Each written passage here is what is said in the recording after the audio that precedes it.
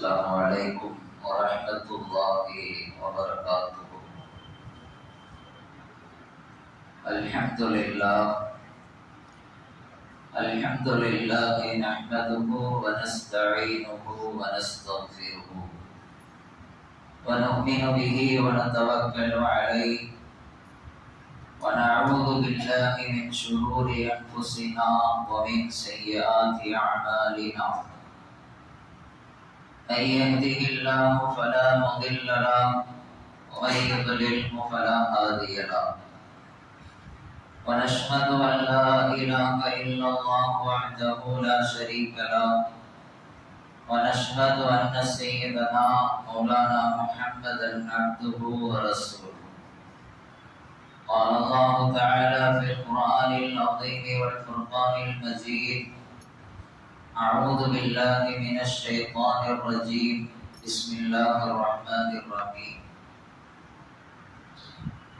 يا أيها الذين آمنوا لا تتخذوا اليهود والنصارى أولياء بعضهم أولياء بعض ومن يتولهم منكم فإنه منهم إن الله لا يهدي القوم الظالمين.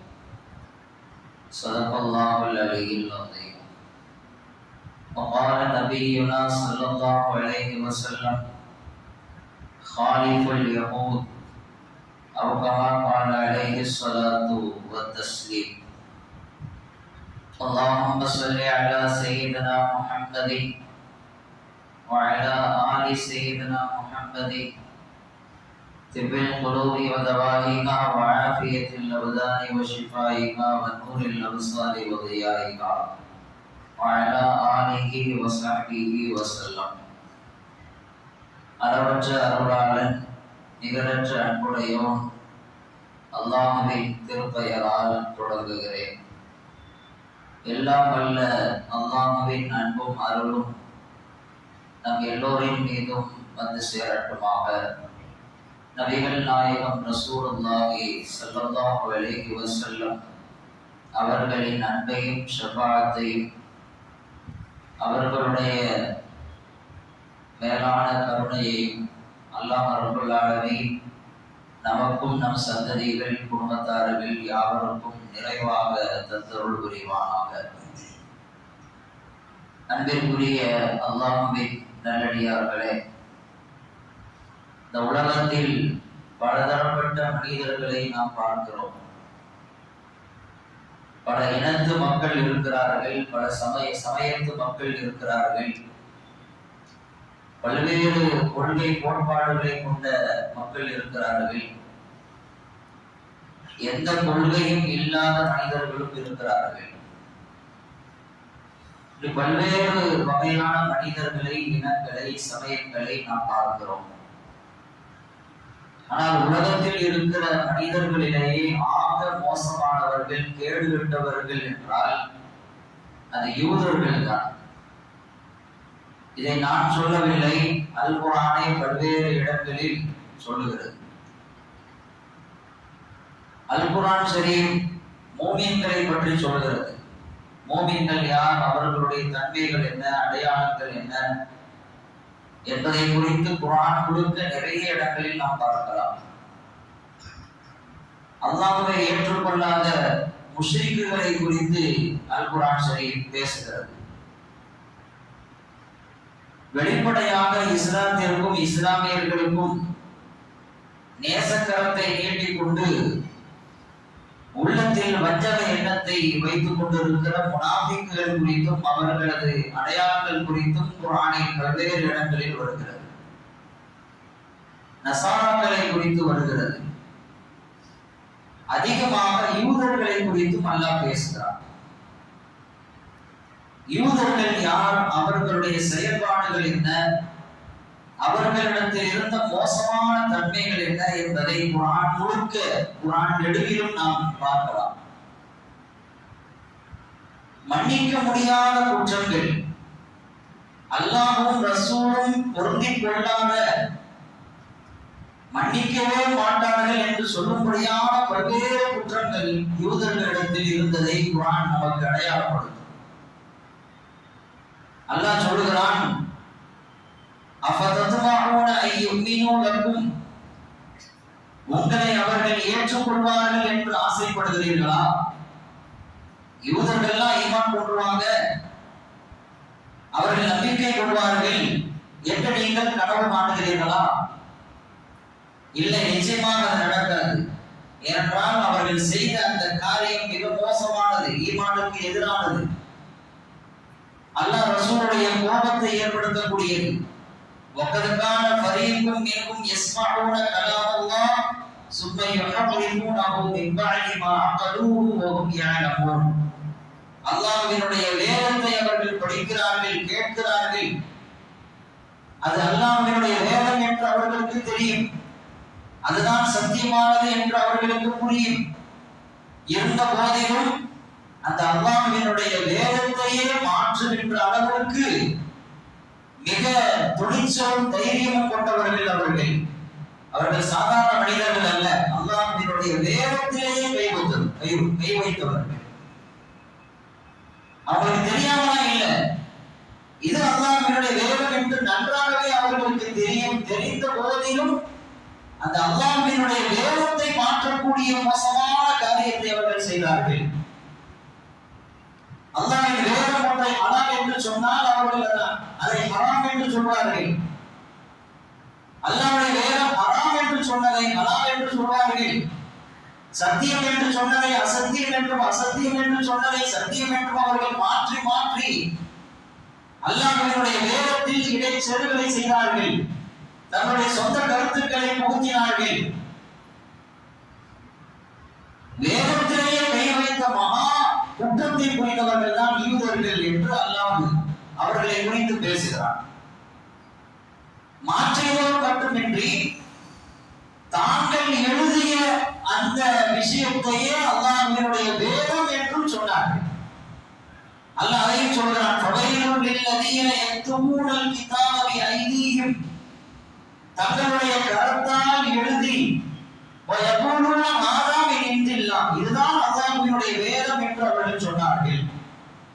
எழுதுறது அவங்க எழுதிட்டு அவங்க சொந்த கருத்தை அதை திணிச்சிட்டு இதுதான் அல்லாஹ்வினுடைய வேதம் என்று சொல்லுகிற அளவிற்கு அவர்கள் சென்று விட்டார்கள் என்று அல்லாஹ் சொல்கிறான். அல்லாஹ் எதையும் மன்னித்து விடுவான், தன்னுடைய வேதத்தில் கை வைப்பவர்களை எப்படி மன்னிப்பான்? அல்லாஹ்வினுடைய வேதத்திலேயே கை வைக்கக்கூடியவர்களை எல்லாம் எப்படி மன்னிப்பான்? பெருமானார் ஸல்லல்லாஹு அலைஹி வஸல்லம் அவர்களின் காலத்தில் ஒரு மனிதர் இருந்தார். அல் குர்ஆன் ஷரீஃபில் சில சூறாக்களை மரணமிட்டு வந்தார். குர்ஆனுடைய ஞானம் இருந்தது, எழுதக்கூடிய திறமையும் அவர்களுக்கு இருந்தது. ஸல்லல்லாஹு அலைஹி வஸல்லம் அவர்கள் அந்த மனிதரை தனக்கு வகி எழுதக்கூடிய ஒரு மாபெரும் ஒரு பணியை அவர்களுக்காக கொடுத்து அவரை அந்த பணிக்கு நியமித்தார்கள். ஸல்லல்லாஹு அலைஹி வஸல்லம் அவர்களுக்கு அல்லாஹ்வின் புறத்திலிருந்து ஜிப்ரீல் அலைஹிஸ்ஸலாம் அவர்கள் மூலமாக வரக்கூடிய வகையை எழுதி பாதுகாக்கக்கூடிய ஒரு மாபெரும் ஒரு பணியை அந்த மனிதருக்கு ஸல்லல்லாஹு அலைஹி வஸல்லம் அவர்கள் கொடுத்திருந்தார்கள். ஏன்னா அதற்கான தகுதி அவருக்கு இருந்துச்சு. குர்ஆனை மரணமிட்டு இருந்தால், குர்ஆனை ஓதக்கூடியவராக இருந்தால், குர்ஆனுடைய தொடர்புடையவராக இருந்தால் எழுதக்கூடிய ஆற்றலும் அவருக்கு இருந்தது. அதனால அந்த பொறுப்பை கொடுத்திருந்தாங்க, அவர் எழுதி கொடுத்து கொடுத்தார். ஆனால் திடீரென்று அவர் மதம் மாறி சென்று விட்டார், இஸ்லாத்தை விட்டு வெளியே போயிட்டார். வெளியே போய் என்ன செஞ்சார் அப்படின்னா, நசாராக்களோடு சேர்ந்து கொண்டு அங்க போய் சொன்னாரு, மா யஅலமு முஹம்மதுன் இல்லா மா அக்துபுஹு, நான் எதை எழுதினேனோ அதை தவிர முஹம்மதுக்கு வேற எதுவும் தெரியாது. எவ்வளவு வார்த்தை பாருங்க, நான் எதை எழுதி கொடுக்கிறேனோ அது மட்டும்தான் அவருக்கு தெரியும், அதனால அவருக்கு எதுவுமே தெரியாது. வல்லமக்க மாலம் தப்பும் தயலம், அனைத்தையும் நபியை உங்களுக்கு கற்றுக் கொடுத்து விட்டோம் என்று அல்லாஹ் சொல்கிறான். முந்தைய காலத்து செய்திகள், நிகழ்காலத்து செய்திகள், கியாமத் வரும் வரைக்கும் உண்டான வருங்காலத்து செய்திகள் அனைத்தையும் அல்லாஹ் ரப்பல் ஆலமீன் பெருமானாருக்கு கற்றுக் கொடுத்திருந்த போது அவர் சொன்னாரு, நான் எதை எழுதுனோ அதுதான் அவருக்கு தெரியும், அதுதான் அவருக்கு எதுவும் தெரியும். அப்படி சொன்ன அந்த வார்த்தை என்ன விபரீதத்தை ஏற்படுத்தும்? பெருமானார் ஸல்லல்லாஹு அலைஹி வஸல்லம் அவர்கள் சொல்லிக் கொண்டிருந்த ஓதி காட்டிய அல்லாஹ்வினுடைய வகையிலேயே சந்தேகத்தை ஏற்படுத்துமா இல்லையா? அல்லாஹ்வினுடைய அந்த வேதத்திலேயே ஒரு கலகத்தை ஏற்படுத்தக்கூடிய காரியத்தை எல்லாம் அவர் செய்து விட்டார். இந்த விஷயத்தை கேட்டுட்டு பெருமானார் ஸல்லல்லாஹு அலைஹி வஸல்லம் அவர்கள் மன வேதனைப்பட்டு ஒரு வார்த்தை சொன்னார்கள். இப்படி சொல்லிவிட்டார் அவர், இன்னல் ஆரம்பமாக கொள்ளுகு, நீங்கள் குறித்து வைத்துக் கொள்ளுங்கள், இந்த பூமி அவரை ஏற்றுக்காது. அவர் சொன்ன விஷயம் பூமிக்கு அழுக்காது, பூமி நிச்சயமாக அவரை ஏற்றுக்கொள்ளாது என்று சொன்னார்கள். பெருமானார் ஸல்லல்லாஹு அலைஹி வஸல்லம் அவர்களுடைய வார்த்தை படித்தது இறந்து போனார். இறந்து போன பிறகு அந்த நசராக்கள் அவரை அடக்கம் செய்தார்கள். நைட்டு அடக்கம் செஞ்சுட்டு காலையில வந்து பார்த்தா அவருடைய ஜடலம் பூமிக்கு வெளியே கிடக்கும். நசராக்கள் எப்படி அடக்கம் பண்ணாலும் தெரியல. சாதாரண மண்ணு தொண்டு வைக்க மாட்டாங்க, அதுக்கு ஒரு சவுப்பட்டி செஞ்சு அதுக்குள்ள பிணத்தை வச்சு அதை பத்திரமா அதை பாதுகாத்து அடிச்சு அதுக்கு மேல மண்ணை போட்டு மூடி ரொம்ப ஸ்ட்ராங்கா என்ன செய்வாங்க, பிணத்தை மறைப்பாங்க. அப்படி செய்தும் கூட காலையில வந்து பார்த்தா ஜடலம் வெளியே கிடக்கும். ஏதோ முஸ்லிம்களுடைய வேலை தான் இது அப்படின்னு அவர் நினைச்சுக்கிட்டு மறுபடியும் அடக்கம் பண்ணுவாங்க. அடக்கம் பண்ணி மறுநாள் வந்து பார்த்தா மறுநாளும் அந்த உடல் வெளியே வந்து கிடக்கும். முஸ்லிம்கள் இந்த மாதிரி செஞ்சுக்கிட்டு இருக்கிறாங்க. இவரை கேவலப்படுத்தணும், இழிவுபடுத்தணும் அப்படிங்கிறதுக்காக இவருடைய உடலை இரவாக பூமியிலிருந்து தோண்டி வெளியே தூக்கி போட்டு போயிடுவாங்க அப்படின்னு சொல்லி அதற்கு பிறகு பல்வேறு பாதுகாப்புகளை செய்து முயற்சிகளை செய்து திரும்ப திரும்ப அவருடைய உடலை அடக்கம் செய்தும் அவருடைய உடல் வெளியே வந்து கிடந்தது. அதற்கு பிறகுதான் அவனுக்கு தெரிஞ்சிச்சு இது யாருடைய வேலையும் இல்லை அப்படின்னு அவன் புரிஞ்சுக்கிட்டான். பெருமானார் ஸல்லல்லாஹு அலைஹி வஸல்லம் அவர்கள் இவரை பூமி ஏற்றுக்கொள்ளான்னு சொன்னாங்க. காரணம், அவர் செய்த காரியம் அப்படிப்பட்ட ஒரு காரியம். அல்லாஹ் ரசூலுக்கு களங்கத்தை ஏற்படுத்தினார், வேதத்தில் கை வைத்தார். அதான் அப்படி ஒரு தண்டனை அல்லாஹ் அவங்களுக்கு கொடுத்தான். அப்படிப்பட்ட ஒரு காரியத்தை தான் துணிந்து செய்தார்கள் யூதர்கள். நபிமார்களை காலப்படுத்தினார்கள், நபிமார்கள் மீது அவதூறுகளை பரப்பினார்கள் யூதர்கள். அவங்க எழுதிய அந்த ஏட்டில் முன்னால் வாழ்ந்த நபிமார்களை எல்லாம் குறைவுபடுத்தி எழுதினார்கள். அதெல்லாம் சொன்னா வந்து நமக்கு உள்ளம் தாங்காது. ஒரே ஒரு செய்தி மட்டும் உதாரணத்திற்கு சொல்கிறேன். லூத் அலைஹிஸ்ஸலாத்து வஸ்ஸலாம் என்றவர்கள் இப்ராஹிம் அலைஹிஸ்ஸலாம் அந்த காலத்துல வாழ்ந்தாங்க. லூத் அலைஹிஸ்ஸலாம் அவங்களை பத்தி யூதர்கள் எழுதி வச்சிருக்கிறாங்க, அந்த நபி தன்னுடைய பெண் மக்களிடத்திலேயே தவறாக நடந்து கொண்டார் அப்படின்னு ஒரு நபியை பத்தி எழுதி வச்சிருக்கான். உலகத்தில் அல்லாஹ்வினால் அனுப்பப்பட்ட அத்தனை நபிமார்களும் மஅசூமுகள், பாவத்திலிருந்தும் குற்றங்களிலிருந்தும் பாதுகாக்கப்பட்டவர்கள் என்பதுதான் ஷரியத்தினுடைய நிலைப்பாடு. நபி ஒரு தவறை செய்தார் என்று ஒருவர் சொன்னால் நம்பினால் அவர் இறை நம்பிக்கையாளராக இருக்க முடியாது. அது எந்த நபியாக இருந்தாலும் சரி, ஆதம் அலைஹிஸ்ஸலாம் அவர்கள் தொட்டு பெருமானார் ஸல்லல்லாஹு அலைஹி வஸல்லம் அவர்கள் வரைக்கும் ஏதாவது ஒரு நபி தவறு செய்தார் என்று ஒருவர் ஒத்துக்கொண்டால் அவர் காபிரா போய்விடுவார். நபிமார்கள் மீது கலக்கத்தை ஏற்படுத்தினார்கள். அதை கூட அவர்கள் செய்த மிக மோசமான காரியம், நபிமார்களையே கொலை செய்கிற அளவிற்கு துணிச்சலை அவர்கள் வைத்திருந்தார்கள். நபிமார்கள் ஒன்றாக பல இடங்கள் அந்த வார்த்தையை சொல்றான். பனு இஸ்ராயேலர்கள் யூதர்கள் நபிமார்களையே கொலை செய்தார். காலையில ஒரு நபியை கொண்டு இருப்பாங்க, சாயங்காலம் வந்து சகஜமா மார்க்கெட்ல வியாபாரம் செஞ்சுட்டு இருப்பாங்க, பொருளை வாங்கிட்டு இருப்பாங்க. ஒரு நபியை கொண்டு இருக்கோம் அப்படிங்கிற ஒரு சின்ன அந்த ஒரு எண்ணம் கூட அவங்களுக்கு வராது, அந்த பயம் கூட அவங்களுக்கு இராது. ரொம்ப சகஜமாக ஒரு மூமின்களை, நபிமார்களை, ஈமானுக்கு உதாரணமாக வாழ்ந்தவர்களை கொலை செய்கிற அளவிற்கு மிக பாதகமான செயல்களை செய்தவர்கள் தான் யூதர்கள். குர்ஆன் முழுக்க யூதர்களை பற்றி நிரம்பி அல்லாஹ் தஆலா அவங்க செஞ்ச மோசமான காரியத்தெல்லாம் விவரிச்சு எழுதியிருக்கிறான். பெருமானார் ஸல்லல்லாஹு அலைஹி வஸல்லம் அவங்க காலத்திலும் யூதர்கள் மதீனாவில் வாழ்ந்தாங்க.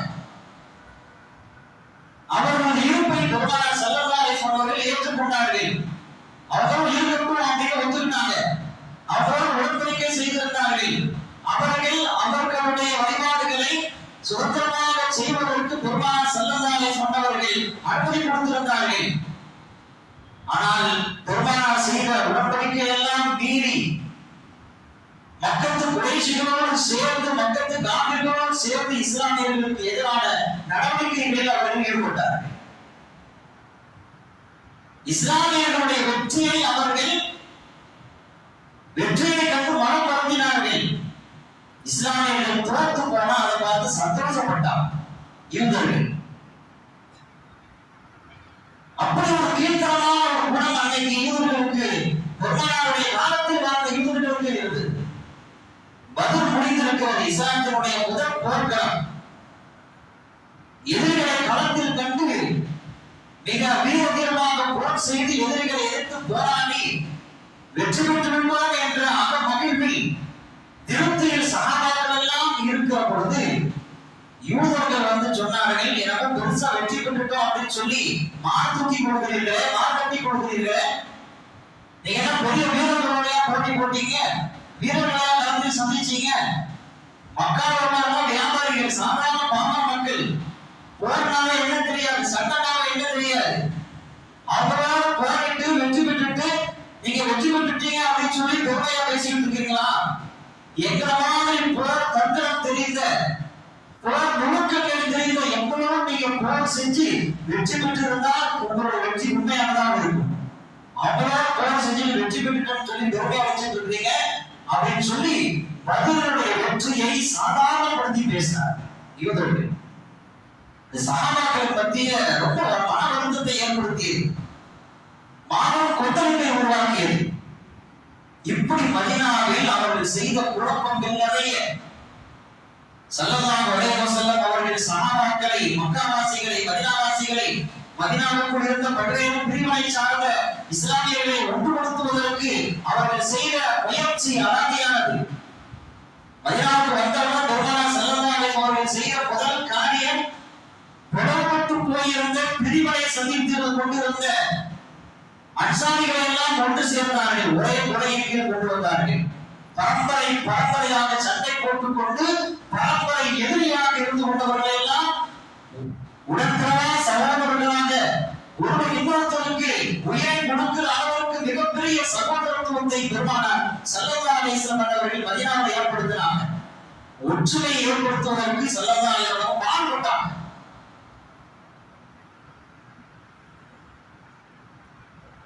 இப்படி முயற்சி செய்து ஒற்றுமையை ஏற்படுத்திய அந்த விஷயத்தை யூதர்கள் அதுல கைவச்சு ஒற்றுமையை குறைப்பதற்கான வேலை செஞ்சார். யூதர்கள் இருந்தான் இஸ்லாமியர்கள் மீது மிகப்பெரிய பொறுப்பு அவனுக்கு. ஒரு நாள் ரோட்ல போயிட்டு இருந்தா மதீனாவுல, அந்த அன்சாரிகள் எல்லாம் ஒன்று சேர்ந்து ஒரு இடத்துல உட்கார்ந்து சிரிச்சு பேசிக்கிட்டு இருந்தாங்க. இதை பார்த்து அவனுடைய உள்ளம் எல்லாம் கொதித்தது. ஒரு நேரத்துல எப்படி இருந்தாங்க அவங்க எல்லாம் சண்டை போட்டுக்கிட்டு புரிஞ்சுக்கிட்டு பேசாம வாழை வெட்டி கொண்டு எப்படி இருந்தார்கள்? எல்லாரும் ஒண்ணா உட்காந்து பேசிட்டு இருக்கிறாங்க, இது விடலாமா அப்படின்னு நினைச்சான். சில பேருக்கு அந்த ஒரு மோசமான புத்தி உண்டு, ரெண்டு பேரும் ஒண்ணா உட்காந்து பேச முடியாது, ரெண்டு பேரும் பிரிச்சிடணும் அப்படின்னு நினைப்பாங்க, ரெண்டு சமூகத்தை பிரிக்கணும்னு நினைப்பாங்க, மகளாக உழைக்கணும்னு நினைப்பாங்க. இப்படி சில நபர்களுக்கு இந்த மாதிரியான கீழ்த்தரமான புத்தி உண்டு. அவனுக்கு அந்த மாதிரி எண்ணம், எப்படி முஸ்லிம்கள் ஒற்றுமையா இருக்கலாம், முதல்ல போய் அவங்களுக்கு மத்தியில் பிரிவினை ஏற்படுத்தணும் அப்படின்னு சொல்லி ஒருத்தனை அனுப்பி அவர்களுடைய பழைய காலத்து நிலைமைகளை எல்லாம் பேசி அதை நினைவுபடுத்தி அவர்கள் மத்தியில் பகைமை உணர்வை ஏற்படுத்துறதுக்கு முயற்சி செஞ்சான். அரசெல்லாம் மறந்து சகோதரர்களாக வாழ்ந்து கொண்டிருந்த அந்த அன்சாரிகள் அந்த பழைய விஷயத்தை கேட்ட உடனே ஷைத்தான் உள்ள வந்துட்டான். உள்ள வந்து மறுபடியும் அவர்கள் மத்தியில ஒரு சின்ன சண்டை சலசலப்பு ஏற்பட ஆரம்பிச்சிருச்சு. சண்டை போட அளவுக்கு அவங்க எத்தனைச்சிட்டாங்க. இதை பார்த்தவன பெருமானார் ஸல்லல்லாஹு அலைஹி வஸல்லம் வந்தவர்கள் எவ்வளவு கஷ்டப்பட்டு உங்களை அந்த அறியாமை காலத்து கூட பழக்கத்திலிருந்து வெளியே கொண்டு வந்திருக்கிறேன். இஸ்லாம் என்ற அழகான ஒரு மார்க்கத்தை உங்களுக்கு கொடுத்திருக்கிறேன். சகோதரர்களாக உங்களை மாற்றி இருக்கிறேன், நல்லா மாற்றி இருக்கிறேன். அதையெல்லாம் மறந்து விட்டு நான் உங்களோடு இருக்கிறேன் என்பதை கூட மறந்து விட்டு நீங்கள் மறுபடியும் சண்டை சச்சரவில் ஈடுபட பார்க்கிறீர்களா என்று உணர்த்திய பிறகுதான் சைத்தானுடைய சூழ்ச்சி என்பதை உணர்ந்து கொண்டு அனைவரும் மறுபடியும் ஒற்றுமையாக இணைந்து கொண்டார்கள், ஒருவருக்கு ஒருவர் ஆற தழுவிக் கொண்டார்கள் என்று வரலாறு பதிவு செய்திருக்கிறார். இருக்கிற ஒற்றுமையை உழைத்து அதில் மகிழ்வு கொண்டார்கள் யூதர்கள். அன்னையிலிருந்து இன்னைக்கு வரைக்கும் யூதர்கள் மோசமானவர்களாகத்தான், மட்டமானவர்களாகத்தான், கேவலமானவர்களாகத்தான் இன்றைக்கும் இருந்து கொண்டிருக்கிறார். நமக்கெல்லாம் தெரியும், ஹிட்லர் 60 லட்சம் யூதர்களை கொன்று குவித்தான். உலகத்தில் ஏற்பட்ட மிகப்பெரிய இன அழிப்பு என்று வரலாறு அதை குறித்து பேசுகிறது. ஹிட்லர் செய்த அந்த காரியம் இன அழிப்பு என்று இன்றைக்கு வரலாறு குறித்து வைத்திருக்கிறது. ஏன் யூதர்களுக்கு ஹிட்லருக்கு அப்படி ஒரு யூதர்கள் மேல வெறுப்பு ஏற்பட்டது என்று வரலாறுகளை ஆய்வு செய்து பார்க்கிற பொழுது வரலாறுகள் சொல்கிறது, ஜெர்மனியில வாழ்ந்து கொண்டிருந்த அந்த ஹிட்லருக்கு சின்ன வயசுலேயே யூதர்கள் மீது வெறுப்பு வந்துருச்சு. யூதர்களுக்கு ஒரு பழக்கம் இருக்கிறது, தான் வாழ வேண்டும், தான் உயர வேண்டும், தான் மேம்பட்டதற்கு செல்ல வேண்டும் என்பதற்காக எல்லாரையும் என்ன செய்வாங்க, சுரண்டி பிழைப்பாங்க, எல்லாரும் ரத்தத்தையும் முடிஞ்ச முயற்சிப்பாங்க. தன் சமூகம் உயர வேண்டும் என்பதற்காக எல்லோரையும் அழிக்க நினைக்கக்கூடிய ஒரு மட்டமான ஒரு எண்ணம் யூதர்களுக்கு உண்டு. இந்த சின்ன வயசுலேயே ஹிட்லர் வந்து புரிஞ்சுக்கிட்டார், இந்த யூதர்கள் ஆபத்தானவர்கள் என்று அன்னைக்கு ஹிட்லருக்கு புரிஞ்சிச்சு. அன்னைக்கு ஏற்பட்ட யூதர்கள் மீது ஹிட்லருக்கு வெறுப்பு. முதலாம் உலகப் போர் நடந்தது. அந்த முதலாம் உலகப் போரில் ஜெர்மனி தோற்று போனது. 2 அணிகளாக பல்வேறு நாடுகள் சண்டை போட்டுச்சு. அந்த ஜெர்மனி கலந்து கொண்ட அந்த பிரிவு தோல்வியை சந்தித்தது. தோல்வியை சந்திச்ச உடனே ஹிட்லருக்கு இன்னும் கோபம் அதிகமான யூதர்கள் மீது. ஏன்னா யூதர்களில் ஒருத்தர கலந்துகள் போல. ஜெர்மனியின் இந்த தோல்விக்கு யூதர்கள் தான் காரணம். யூதர்கள் தான் ஜெர்மனிக்கு இவ்வளவு தோல்வியை பெற்று தந்தார்கள். ஒரு யூதனா கூட வரக்கூடாது, அவன் இருந்தா நாட்டுக்கு ஆபத்து என்று சொல்லி அன்னைக்கே யூதர்களை அழிக்க வேண்டும் என்று கங்கண கட்டி விட்டார் ஹிட்லர். அதுக்கப்புறம் பதவிக்கு வந்தார். பதவிக்கு வந்த பிறகு யூதர்கள் ஒருத்த கூட இருக்கக்கூடாது அப்படின்னு உத்தரவு போட்டு அத்தனை யூதர்களை கொல்ல வேண்டும் என்று முடிவெடுத்து ஆணையிட்டார். அப்படி ஆணையிட்ட பிறகுதான் 60 லட்சம் யூதர்களை கொலை செய்தார். சிறையில் அடைத்து அவர்களை கொடுமைப்படுத்தி சித்திரவதை செய்து நச்சுக்காற்றை அவர்கள் மீது ஏவி இதுவரை அப்படி ஒரு கொடுமைகளை உலகத்தில் யாரும் அனுபவித்திருக்க முடியாது என்று சொல்லத்தக்க அளவிற்கு யூதர்களை கொடுமைப்படுத்தி கொண்டான். இவன் தப்பு செஞ்சா, இவன் தப்பு அநியாயம் செஞ்சா அப்படிலாம் இல்ல, இவன் யூதன்னா இவனை கொல்லணும் அப்படின்னு முடிவெடுத்து கொண்டான். உலகமே அதை இன அழிப்பு என்று ஹிட்லரை பார்த்து சொல்கிறது. ஆனா அன்னைக்கு அவன் சொன்னான், யூதர்கள்ல 80% பேரை நான் வந்து அழிச்சிட்டேன், 20% பேரை விட்டு வச்சிருக்கிறேன். எதுக்கு தெரியுமா? நான் ஏன் யூதர்களை அழித்தேன் என்பதை எனக்கு பின்னால் வரக்கூடியவர்கள் உணர்ந்து கொள்ள வேண்டும். அதான் அப்படின்னு சொன்னாங்க ஹிட்லர். இன்னைக்கு நமக்கு தோணுகிறது ஹிட்லர் தப்பு செஞ்சுட்டான், ஹிட்லர் தப்பு செஞ்சுட்டான். மீது இருக்கக்கூடிய 20% பேரையும் கொண்டு வந்தால் இன்னைக்கு உலகம் அமைதியா இருந்தது அப்படின்னு எண்ணத்தக்க அளவிற்கு யூதர்களால் இந்த நாடு மிகப்பெரிய இந்த உலகமே அழிவை சந்தித்துக் கொண்டிருக்கிறது. மறைமுகமான அழிவு உலகத்திற்கு யூதர்களால் ஏற்பட்டுக் கொண்டே இருக்கிறது. அதை விவரித்து சொல்வதற்கு நேரம் பத்தாது.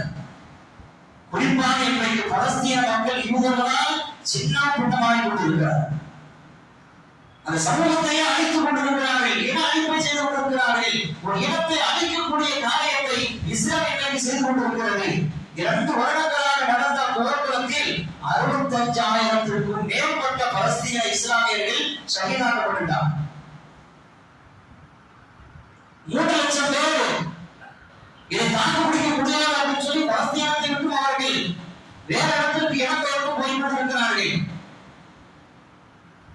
9 லட்சம் பேர் அங்க உள்ள இருக்கிறான்.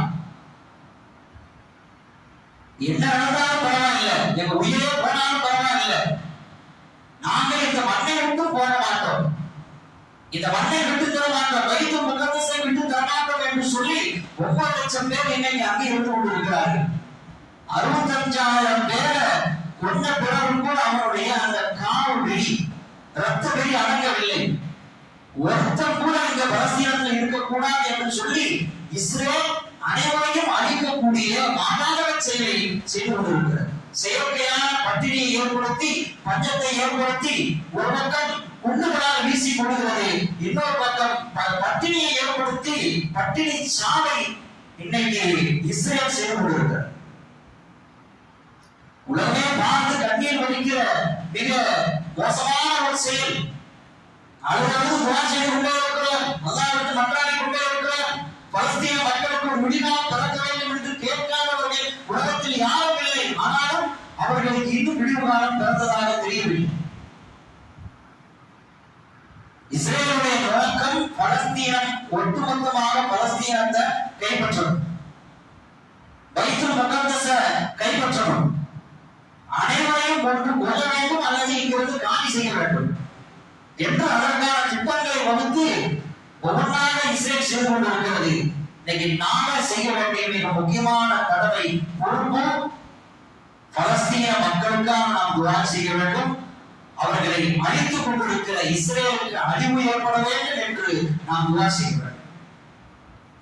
பெருமானார் ஸல்லல்லாஹு அலைஹி வஸல்லம் அவர்கள் இஸ்லாமியர்கள் வஞ்சிக்கப்படுகிற பொழுது, இஸ்லாமியர்கள் அநீதம் இழைக்கப்படுகிற பொழுது அந்த மக்களுக்கான துஆ செஞ்சாங்க. யார் அநீத காரணங்களாக இருந்தார்களோ அவர்களுக்கு எதிராக அவர்கள் அழித்து போக வேண்டும் என்று துஆ செய்தார். 70 ஆண்களை கொலை செய்த ரஹீல் ரக்வான், முஸையிப்,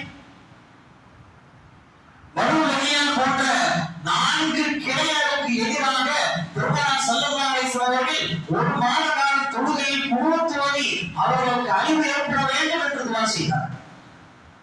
உஹது போர்க்களத்தில் 70 பேர் ஷஹீதாக்கப்பட்டாங்க. அப்ப கூட பெருமானார் ஸல்லல்லாஹு அலைஹி வஸல்லம் அவர்களுக்கு இவ்வளவு போராடல, கொந்தளிப்பு போடல. அதே 70 நபர்கள் தான் இங்கே கொல்லப்பட்டிருக்கிறார்கள். என்ன வித்தியாசம்? இங்கே கொல்லப்பட்ட 70 நபர்களும் குர்ஆனை உள்ளத்தில் சுமந்த ஆண்கள். அவர்கள் தான் குர்ஆனை பாதுகாக்க வேண்டும். உள்ளத்தில் தான், மனிதர்களின் உள்ளங்களில் தான் குர்ஆனை பாதுகாப்பதாக அல்லாஹ் சொல்கிறான். அல்லாஹ் வேற ஏதோ பெட்டி வச்சு எல்லாம் பாதுகாக்கல, வேற வச்சு பாதுகாக்கல. மனித உள்ளங்கள் தான் குர்ஆனை பாதுகாக்கக்கூடிய பொக்கிஷங்கள். பெருமானாருடைய காலத்தில் குர்ஆன் இறங்குது. அன்னைக்கு யார் மனப்பாடம் செய்து பாதுகாத்து வைத்திருந்தார்களோ அவர்கள் தான் உலகம் முழுக்க குர்ஆனை கொண்டு போய் சேர்க்க வேண்டும். அப்படிப்பட்ட ஒரு பொறுப்புள்ள அந்த பொறுப்பு இருக்கக்கூடிய அந்த 70 ஆண்களை கொலை செய்தால் பெருமானாருடைய உள்ளம் எப்படி அதை தாங்கிக் கொள்ளும்? எனவேதான் பல்வேறு சோதனைகளை, பல்வேறு இழப்புகளை சந்தித்த போதிலும் கூட அன்னைக்கெல்லாம் ஏற்படாத கோபம், கொந்தளிப்பு, வேகம் இந்த 70 ஆண்களை கொண்ட போது பெருமானாருடைய உள்ளத்தில் ஏற்பட்டது. எனவே அவர்களை கொன்ற அந்த சமுதாயத்திற்கு எதிராக அவர்கள் அழிய வேண்டும் என்று துஆ செய்தார்கள். பெருமானார் ஸல்லல்லாஹு அலைஹி வஸல்லம் அவர்கள் நமக்கும் இன்றைக்கு அதே நோய்தான் வந்திருக்கிறது. உலகத்தில் பெருவாரியாக ஆப்பிள்கள் இருக்கக்கூடிய இடம் பலஸ்தீன். குர்ஆனை உள்ளத்தில் சுமந்திருக்கிற ஆப்பிள்களால் நிறைந்த ஒரு பூமி என்றால் அது பலஸ்தீனம். நபிமார்கள் வாழ்ந்த பூமி பலஸ்தீனம். நபிமார்கள் அவருடைய ஜனாசாக்கள் அடக்கம் செய்யப்பட்டிருக்கக்கூடிய ஒரு புனித பூமி பலஸ்தீனம். பலஸ்தீனத்தை பாதுகாக்க வேண்டும், பைத்துல் முகத்தஸை பாதுகாக்க வேண்டும் என்பது பலஸ்தீன மக்களுடைய கடமை அல்ல, ஒட்டுமொத்த இஸ்லாமிய சமூகத்தினுடைய கடமை. ஏனென்றால் பைத்துல் முகத்தஸ் பலஸ்தீன மக்களுக்கு மட்டும் சொந்தமானதல்ல, உலகத்தில் இருக்கிற அத்தனை இஸ்லாமியர்களுக்கும் சொந்தமான ஒரு மஸ்ஜித், ஒரு புனித பூமி. அதை பாதுகாத்தே ஆக வேண்டும். அனைவருக்கும் அந்த பொறுப்பு இருக்கிறது. நம்மால் அங்க போய் சண்டை போட முடியாது. இங்கிருந்து அவர்களுக்காக துஆ செய்ய வேண்டும். அவர்களுக்கு அழிவை ஏற்படுத்திக் கொண்டிருக்கிற இஸ்ரேலுக்கு எதிராக நாம் துஆ செய்ய கடமைப்பட்டிருக்கிறோம். குண்டுமலை பொழிந்து கொண்டிருக்கிற இந்த நேரத்தில் ரத்தங்களையும், காயங்களையும், கொடூரங்களையும் கண்டு குர்ஆனை விடாமல் பாதுகாக்கக்கூடிய பணியை பலஸ்தீன மக்கள் செய்து கொண்டிருக்கிறார்கள். கடந்த 15ஆம் தேதி 10 நாளைக்கு முன்னால பலஸ்தீனத்துல அனாதைகளை பாதுகாக்கக்கூடிய ஒரு நிறுவனம் குர்ஆன் போட்டி ஒன்று நடத்தியிருக்கு. எங்கல பலஸ்தீனத்துல ஒவ்வொருத்தரும் உயிருக்கு போராடிட்டு இருக்கிறாங்க. சாப்பாடு வழி இல்லாம அங்கே பசி பட்டினியால் வாடி கொண்டிருக்கிறார்கள், செத்து வழி கொண்டிருக்கிறார்கள். இந்த மோசமான காலகட்டத்திலும் குர்ஆன் போட்டி நடத்தியிருக்கிறாங்க. அங்கே 500 சிறுமிகள் கலந்து கொண்டிருக்கிறார்கள். இவ்வளவு அற்புதமான ஒரு நிகழ்வு பாருங்க, ஆச்சரியமான நிகழ்வு பாருங்க. இந்த நிலையிலும் குர்ஆனை பாதுகாப்பதற்காக போராடக்கூடிய அந்த சமுதாயத்திற்காக நாம் துஆ செய்ய கடமைப்பட்டிருக்கிறோம். அந்த அடிப்படையில் தான் ஜமாஅத்துல் உலமா சபை அதாவது ஃபஜ்ர் தொழுகையிலும் குனூத் ஓத வேண்டும் என்கிற ஒரு வேண்டுகோளை வைத்திருக்கிறது. ஒரு மாத காலம் அல்லது அடுத்த அறிவிப்பு வரும் வரை ஃபஜ்ர் தொழுகையில் வஞ்சிக்கப்படக்கூடிய அந்த பலஸ்தீன மக்களுக்கான துஆ செய்ய வேண்டும். அவர்களை இந்த நிலைக்கு ஆளாக்கி கொண்டிருக்கிற இஸ்ரேலுக்கு அழிவை ஏற்படுத்த வேண்டும் என்று துஆ செய்து குனூத் ஓதும்படியாக ஜமாஅத்துல் உலமா சபை கேட்டுக் கொண்டிருக்கிறது. அத்தோடு வரக்கூடிய 2ஆம் தேதி வியாழக்கிழமை ஒட்டுமொத்த தமிழகமும் ஒரே நாளில் அனைவரும் நோன்பு வைத்து அசத்து மகரிப் வரைக்கும் அவர்களுக்காக துஆ செய்ய வேண்டும் என்ற ஒரு வேண்டுகோளையும் தமிழ்நாடு ஜமாஅத்துல் உலமா சபை நமக்கு வைத்திருக்கிறது. அல்லாஹ் ரப்பல் ஆலமீன் வஞ்சிக்கப்பட்டு கொண்டிருக்கக்கூடிய அந்த மக்களுக்கு அல்லாஹ் தஆலா கூடிய விரைவில் விடிவு காலத்தை ஏற்படுத்துவானாக.